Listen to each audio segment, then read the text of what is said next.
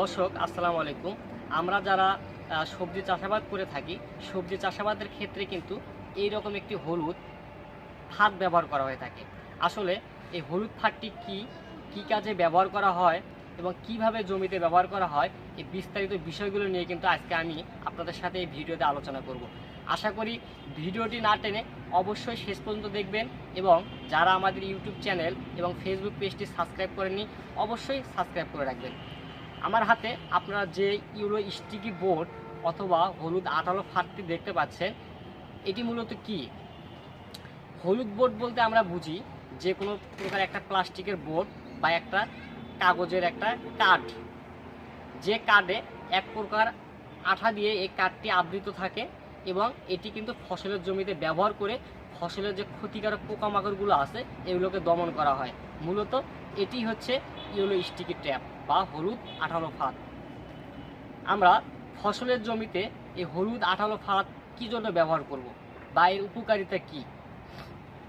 আমাদের ফসলের জমিতে দেখা যায় এক সময়ে পোকামাকড় দমন করার জন্য কীটনাশক স্প্রে করতে করতে আমাদের ঘাড়ের অবস্থা খারাপ হয়ে যায় এবং কীটনাশক কিনতে কিনতে আমাদের কিন্তু টাকার যে বা আর্থিক যে একটা অপচয় এটিও কিন্তু অনেক হয়ে যায়। তারপরে কিন্তু আমরা ফসলের জমিতে পোকামাকড় কিন্তু ওইভাবে নির্মূল করতে পারি না।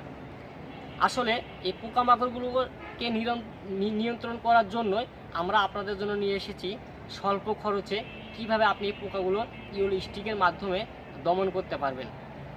ফসলের জমিতে দেখা যায় বিভিন্ন ধরনের পোকামাকড়, যেমন সাদামাছি, থ্রিপস, অ্যাসিড, জ্যাসিড। এই পোকাগুলোকে দমন করার জন্য মূলত এই ইয়েলো স্টিক বোর্ডটি ব্যবহার করা হয়। ফসলের জমিতে দেখা যায় যখন আমরা কীটনাশক দিয়ে বা কীটনাশক অতিরিক্ত প্রয়োগ করার ফলে পোকামাকড়গুলো সহনশীল হয়ে যায়, সে পোকাগুলো কিন্তু আমরা দমন করতে পারি না।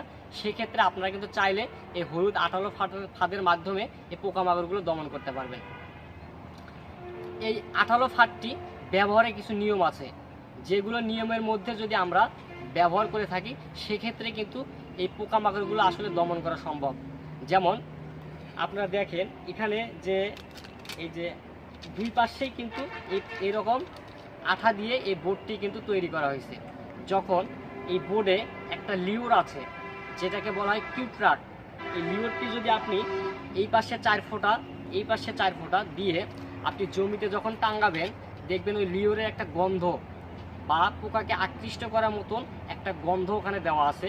ওইটার গন্ধে এবং এই যে হলুদটা পোকাদেরকে আকর্ষণ করবে, হলুদ কালারটা, যার ফলে